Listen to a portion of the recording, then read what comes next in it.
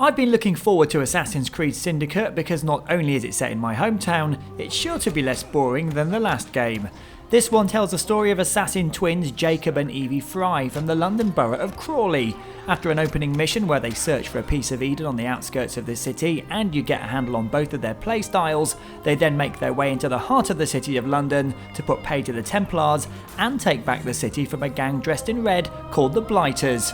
If you've played a previous game, you'll know the deal by now. However, this one feels very different in that it's less of a pure Assassin's Creed game and more of a mix of its own franchise, the Arkham games, and Grand Theft Auto.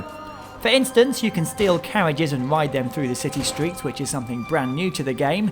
You can get your hands on a grappling hook which you can fire to buildings and zip and swing between, and the combat is a much faster affair with hits, blocks, stuns and distance attacks, all mixing things up even further. All these touches bring something new to the game, but at the same token, do take away slightly from the purity of climbing and stealthy assassinations.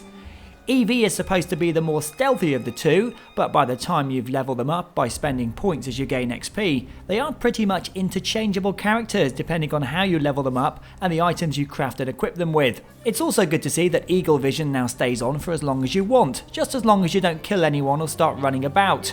This now gives you more time to mark enemies and spot secrets, without having to keep reactivating it every 5 seconds. Being able to free run up and down is back again, which stops you from jumping to your death, but it can also be confusing when you want to jump over a gap that the game deems too far, and your character just comes to a halt during a chase scene.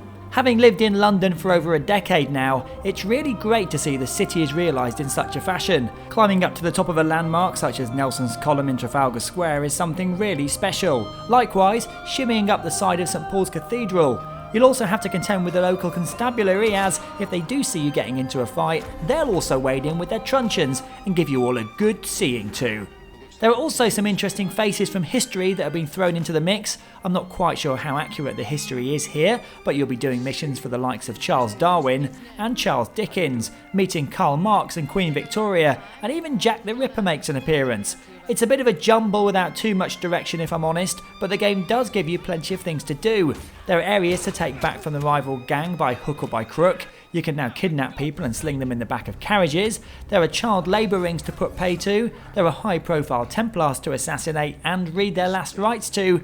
And thankfully, you even get to see the dual story playing out again, akin to when Desmond was kicking about. His comrades are still going into the Animus, and I for one am glad to see this back in a big way. Unity's disembodied voice just telling you what to do in revolutionary Paris just wasn't enough for me. Syndicate is certainly better than Unity, but for me, Black Flag is still the best game I've played in recent times. It felt more open, but didn't detract from the core gameplay of what Assassin's Creed is all about. Assassin's Creed Syndicate gets 8 out of 10.